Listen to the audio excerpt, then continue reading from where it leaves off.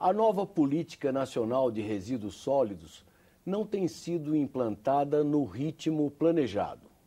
Eu vou conversar sobre este assunto com o especialista, consultor legislativo do Senado, Joaquim Maia Neto. Joaquim, em primeiro lugar, eu gostaria de que você relembrasse os pontos principais dessa chamada Política Nacional de Resíduos Sólidos, que foi aprovada lá em 2010. Bom, essa política ela é extremamente abrangente. Ela contempla a erradicação dos lixões, a inclusão dos catadores de materiais recicláveis, contempla também o sistema de logística reversa, uma série de assuntos que estão abrangidos para resolver o problema dos resíduos sólidos no país. Mas desde 2010, na prática, ela não foi implementada. Não foi implementada. Ela está sendo implementada num ritmo muito aquém do que a legislação previa. Então, nós avançamos muito poucos. As metas que foram propostas e os prazos não foram cumpridos, como, por exemplo, o prazo da erradicação dos lixões, que venceu agora em agosto, e a grande maioria dos municípios não conseguiu cumprir. Por quê? Porque os pequenos municípios, principalmente, eles têm uma dificuldade muito grande. Se você verificar aqueles que conseguiram se adequar à legislação, são municípios de médio e grande porte que têm recursos suficientes e têm material humano, têm servidores capacitados para elaborar, por exemplo, os planos de gestão de resíduos. Os municípios pequenos, além de não ter pessoal qualificado, não conseguem se constituir em consórcios, que seria uma forma deles resolverem o problema de recursos financeiros que eles não têm. Quando você fala em consórcio, são vários municípios de uma mesma região agregados para desenvolver aquela política. Exatamente. Por que o consórcio é importante? Um custo de um aterro sanitário, que é a alternativa que existe para substituir os lixões, ele é muito alto. E quanto menor o tamanho do aterro, maior é o custo per capita, né, por habitante, no caso, e também o custo da tonelada de lixo que é destinado para esse aterro. Então, os municípios pequenos, além de ter menos recursos, eles são mais onerados porque o aterro pequeno não ganha escala. Então, a única forma que existe deles conseguirem viabilizar economicamente um aterro sanitário é se juntando com os municípios vizinhos para construir um aterro sanitário único que atenda aquela região. Exatamente. E eu pergunto, mas se você for tomar o Brasil em seu conjunto, você diria que nós estamos... nem um terço dos municípios ainda conseguiram concluir o processo? Não. Considerando tudo que está previsto na legislação, nem um terço. Porque não é só o aterro. Um elemento importante, um instrumento importante é o plano de gestão de resíduos. Porque nem todo resíduo vai para o aterro. As pessoas acham que a lei veio apenas para acabar com os lixões. Mas uma coisa que seria muito importante de nós alcançarmos, para chegarmos próximos de países da Europa, por exemplo, é destinar cada vez menos resíduos para esses aterros. Por quê? Porque antes da destinação final, a legislação prevê uma série de passos que tem que ser dados até a destinação do resíduo. Então, a primeira coisa é a não geração. Depois vem a redução da produção de resíduos. Depois vem a reutilização, a reciclagem. A coleta seletiva. A coleta seletiva, exatamente, que está muito associada à reciclagem. O último ponto é a disposição final dos rejeitos, que é aquilo que não é resíduo. É bom que a gente diferencie resíduo de rejeito. O resíduo é o que pode ainda entrar na cadeia produtiva, pode ir para um processo de reciclagem. O rejeito é o que vai para o aterro sanitário. Então, além dos municípios não estarem cumprindo com a construção de aterros, nós estamos muito atrasados em todos aqueles passos que têm que ser alcançados antes da disposição final. Houve uma decisão recente que adiou essa questão dos lixões, ou toda a aplicação da lei? Não, são 2 pontos apenas. Foi aprovado no Congresso, tanto na Câmara quanto no Senado, a repactuação dos prazos de elaboração dos planos de gestão para os estados e municípios e também a erradicação dos lixões. Os prazos iniciais já venceram. O prazo de final para a elaboração dos planos de resíduos sólidos dos estados e municípios venceu em 2012. E o prazo final para a erradicação dos lixões venceu agora em 2014. O que foi aprovado foi uma emenda, numa medida provisória, que estendeu por mais 2 anos o prazo para a elaboração dos planos de gestão de resíduos, até 2016, e por mais 4 anos o prazo de erradicação dos lixões, até 2018. E alguns conceitos novos foram introduzidos nessa lei. Por exemplo, a chamada logística reversa. Queria que você explicasse para os nossos telespectadores o que vem a ser logística reversa. A logística reversa, ela na verdade, é um instrumento que ele faz parte daquele princípio da responsabilidade compartilhada. Um dos principais princípios dessa lei é a responsabilidade compartilhada pelos resíduos. Todos nós, cidadãos, indústria, comércio, que produzimos resíduos, temos algum grau de responsabilidade. A logística reversa é um processo que faz com que aquele que produziu o resíduo receba ele de volta para dar uma destinação adequada.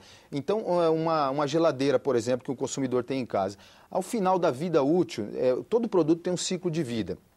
Ao final da vida útil daquele produto, ele é um resíduo, né? Aquela sucata daquela geladeira. Então, existem mecanismos previstos na legislação onde o consumidor ele tem a responsabilidade de devolver esse resíduo para a cadeia produtiva que gerou ele. Então, ele pode sim entregar diretamente para a indústria, mas o comércio, quem vendeu para ele, também é responsável em receber. Normalmente, a logística reversa até tem esse nome por causa disso. Você inverte todos os passos que foram dados até o produto chegar à sua casa. Normalmente o consumidor adquire numa loja, ele devolve para a loja, que vai devolver para o distribuidor, que por sua vez destina para a indústria. Aquilo que puder ser reaproveitado, vai ser reaproveitado. O que for rejeito, vai ser disposto adequadamente sob a responsabilidade de quem lucrou com aquele processo. Isso também, até agora, está no papel. Isso aí tem duas situações. Quando a lei foi aprovada em 2010, já existiam alguns itens da cadeia produtiva, alguns produtos já tinham logística reversa implantada por força de resoluções do CONAMA ou até mesmo leis ordinárias e decretos que regulamentaram essas leis. Vou dar alguns exemplos. Os agrotóxicos e suas embalagens. Há muito tempo, desde a década de 80, nós temos processo de logística reversa. Então, o produtor rural, ele já sabe que ele tem que devolver aquela embalagem do agrotóxico, tem uma forma de uma tríplice lavagem que ele faz e a indústria recolhe isso de volta.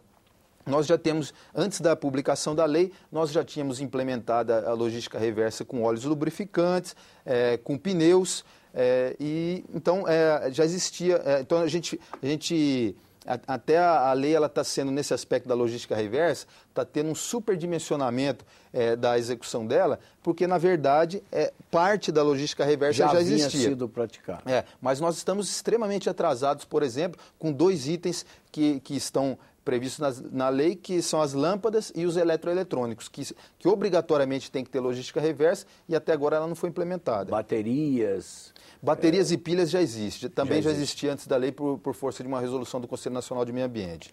E do plano do planejamento em si, avançou-se? Quer dizer, esse adiamento significa que estava todo mundo atrasado ou alguns municípios se destacaram e estão cumprindo a lei conforme o calendário anterior? Alguns municípios avançaram muito, principalmente as capitais das regiões sul e sudeste. Muitas cidades de médio porte na região sudeste avançaram, mas justamente os municípios que não tinham condições de cumprir a lei sozinhos, eles não receberam o apoio necessário e faltou também um pouco de iniciativa, teve os dois lados, né? A União precisaria ter coordenado melhor o apoio a esses municípios. Nós temos alguns problemas que, mesmo que o gestor municipal tenha iniciativa, ele acaba esbarrando em algumas dificuldades. Por exemplo, municípios que são inadimplentes com a União não conseguem obter financiamento e não conseguem sequer se constituir em consórcio. Então, muitas vezes, houve casos no estado de São Paulo, por exemplo, de municípios pequenos que queriam constituir um consórcio, um deles estava inadimplente junto aos cadastros da União e não conseguia, e aí, portanto, ele não pode participar daquele consórcio e gera um problema político, o consórcio acaba não se constituindo. E, por exemplo, se eu fizesse uma pergunta, três dos principais municípios brasileiros, São Paulo, Rio de Janeiro e Belo Horizonte, sim, até que ponto esses municípios se adequaram ou não à lei? Você citou 3 municípios que a gente poderia dizer que são municípios que avançaram bastante. São capitais bem estruturadas, né, com recursos humanos suficientes e avançaram muito, né, principalmente o Rio de Janeiro. Mas nós temos capitais como a nossa capital, por exemplo, a Brasília, aqui no Distrito Federal, que não avançou nada. Até hoje nós temos um lixão vizinho, próximo de uma unidade de conservação federal, e que sequer foi feito aquele aterro controlado, que é um paliativo, que é uma transição para o aterro sanitário. E se eu lhe fizesse uma pergunta genérica, que proporção do lixo produzido no Brasil vem sendo já tratado de forma adequada? Você teria esse dado? Tem. Hoje, 42% dos nossos resíduos não são dispostos de maneira adequada. Então, você tem 58% que tem uma destinação adequada. Só que, devido à quantidade muito grande de resíduos que o Brasil produz, hoje cada brasileiro produz 1 quilo de resíduo sólido por dia. E devido também ao problema da desigualdade no tratamento, quando eu falo que 58% está sendo tratado adequadamente, parece que é um número significativo, mas isso está concentrado em algumas regiões populosas, né, que acabam, como nós temos essa produção per capita de 1 quilo por habitante. São Paulo, Minas Gerais, Rio de Janeiro são estados muito, muito populosos, então, quando você trata de uma maneira geral, você acha que isso é um número significativo. Só que o norte do país, por exemplo, que é menos populoso e que nós temos recursos naturais lá importantes que deveriam estar sendo preservados, nossos recursos hídricos, eles estão sofrendo contaminação por ser uma região que não se avançou praticamente nada. Então, assim, a gente não pode só olhar a população atendida em termos absolutos.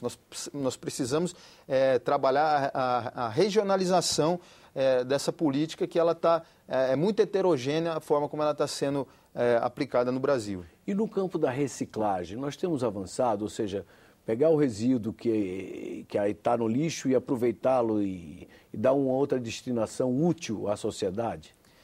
Nesse aspecto também estamos muito atrasados.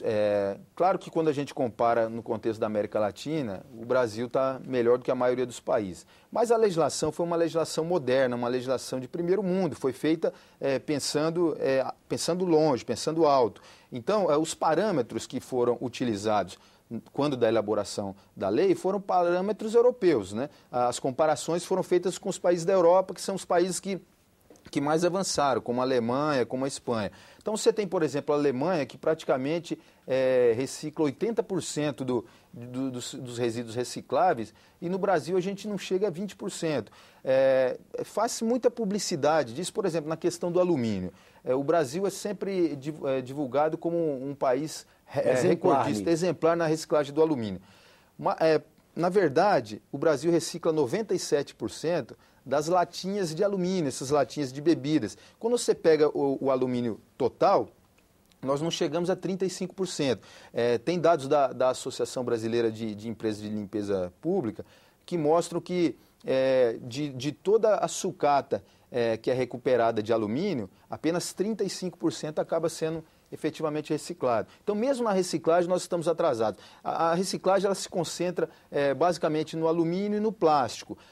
Mas o vidro, por exemplo, a gente ainda está muito aquém, especialmente aqui no Distrito Federal, que não temos reciclagem de vidro. E, na verdade, nós temos uma gama muito maior de produtos que são recicláveis e que a gente não tá reciclando. A reciclagem do plástico nos outros países é uma coisa efetiva? Ela se dá, de fato? E ela tem, digamos assim, um destino economicamente positivo? Sim, a reciclagem do plástico, é bom a gente saber que a reciclagem ela não resolve todos os problemas do resíduo, principalmente do plástico. Porque o plástico, apesar de você ter, por exemplo, a Alemanha com mais de 80% de reciclagem de plástico, o plástico, quando ele é reciclado, você não consegue, ao contrário do alumínio, produzir o mesmo produto que foi feito com a matéria-prima bruta. Enquanto uma latinha de alumínio ela entra no processo de fabricação de outra latinha de alumínio, para refrigerante, por exemplo, o plástico, normalmente, ele perde qualidade ao longo do processo. Então, você, por exemplo, utiliza garrafas PET para fazer vassouras. Então, chega um determinado momento que não dá mais para aproveitar. Não dá mais, ele vai acabar se tornando um rejeito e vai para o aterro. Então, eu gosto de falar isso porque a gente precisa trabalhar muito também na redução de resíduos. E, na verdade, nós estamos indo na contramão, mas isso é um problema do mundo inteiro. Porque é a questão do nosso modo de produção capitalista, né? O mercado ele está preparado para vender cada vez mais e tem todo o apelo da praticidade do plástico, das embalagens. Então, infelizmente, a reciclagem Ou seja, do plástico... no mundo inteiro a tendência continua sendo de mais plástico na natureza. Continua, mas tem algumas experiências que estão avançando muito. Por exemplo, hoje, com o advento das impressoras 3D, essas impressoras que na verdade a gente chama de impressora, mas na verdade elas quase que fazem uma escultura, né? Elas produzem peças de plástico que estão se tornando populares aí nos países desenvolvidos. Hoje, inclusive, saiu no Correio Brasiliense aí, recentemente uma matéria mostrando que o plástico, esse plástico que a gente usa no dia a dia como embalagem, ele pode fazer parte de um processo. Existem máquinas que trituram esse plástico, submetem ele a uma alta temperatura e ele vira um filamento que vai ser utilizado nessas impressoras 3D para construir objetos. Exatamente. Então, isso é uma aplicação muito nobre, né? Nova e nobre, claro que isso é muito incipiente, mas quando isso for difundido vai ajudar bastante. E quanto à produção de biogás através do lixo? Essa é uma perspectiva real? Quer dizer, isso vai ter um peso, poderá vir a ter no futuro um peso econômico que ajude na economia de forma geral? Sim, porque o biogás, na verdade, ele é um subproduto, né, do processo de destinação adequada de resíduos orgânicos, que muitas vezes é desperdiçado. E claro que ele nunca vai ser a principal fonte energética do nosso país, mas nós temos margem para crescimento muito grande. Até mesmo em aterros controlados, que ainda não são aterros sanitários, o gás, o metano, né, que é o gás decorrente da decomposição da matéria orgânica, ele pode ser aproveitado com finalidade energética. Muitas vezes ele é queimado sem produzir energia, porque a simples queima dele já reduz o impacto desse gás no que diz respeito ao aquecimento, né? Ele é um gás de efeito estufa, que contribui mais do que o monóxido de carbono para o aquecimento global. A queima dele, ela faz com que ele seja menos agressivo, mas o ideal é que todo esse gás fosse transformado em energia. Isso é possível.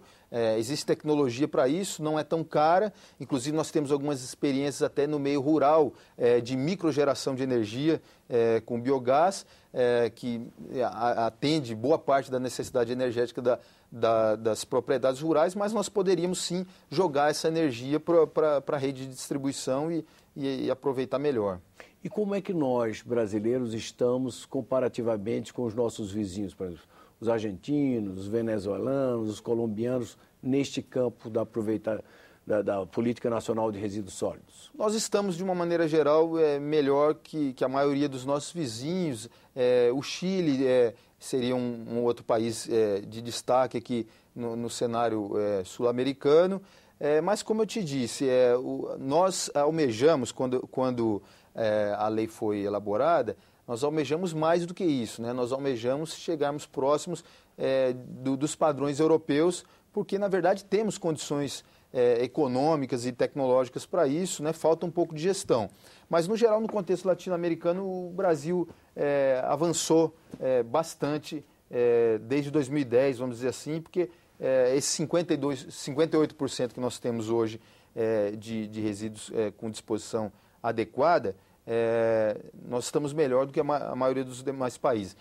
Mas, assim, também esse número de 58% é um número, assim, é um número que engana um pouco, porque não adianta, hoje, desses 58% que estão sendo dispostos adequadamente, boa parte são resíduos que estão indo para aterros sanitários, que são considerados viáveis, mas que boa parte deles poderia estar sendo reciclado e não está. Sim. Agora, a indústria de reciclagem nos nossos vizinhos sul-americanos, ela também é incipiente, bem mais do que aqui no Brasil. E quais são os parâmetros europeus aos quais você se referiu? Quer dizer, como é que está a Europa hoje nessa questão? A Europa hoje, você tem países que destinam menos de 20% dos seus resíduos para os aterros. Porque boa parte deles é reciclado e tem muitos países lá que trabalham com a incineração também. Então, você tem modelos bastante distintos Você tem o Reino Unido, por exemplo, que trabalha muito com aterros, mas você tem a Alemanha que tem um percentual alto de incineração.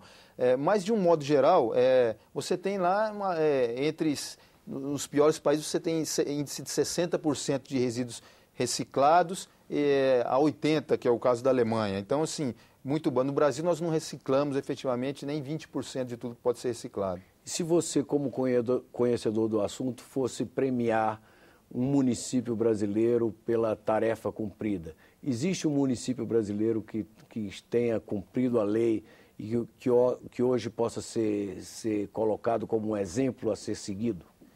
100% ninguém está cumprindo, mas eu considero São Paulo, capital, como um município que avançou muito. Porque tem a CETESB, tem órgãos ambientais que têm trabalhado muito intensamente no saneamento dos resíduos. Então, acho que colocaria E os pequenos municípios, tem algum que tenha se destacado, que apesar das dificuldades tenha conseguido superar as dificuldades propostas na lei? Você tem no interior de São Paulo, no norte do estado de São Paulo, você tem vários municípios que já que constituíram consórcios, mas assim, ainda não está funcionando 100%, porque ainda tem dificuldade na coleta dos resíduos. Mas assim, você tem, por exemplo, o município de São José do Rio Preto, que é um município que eu conheço bem no interior do estado, que eu sou natural de lá, inclusive, ele construiu um aterro sanitário nos moldes exigidos pela CETESB, que é o órgão ambiental de lá, e conseguiu resolver significativamente bem o problema dos resíduos.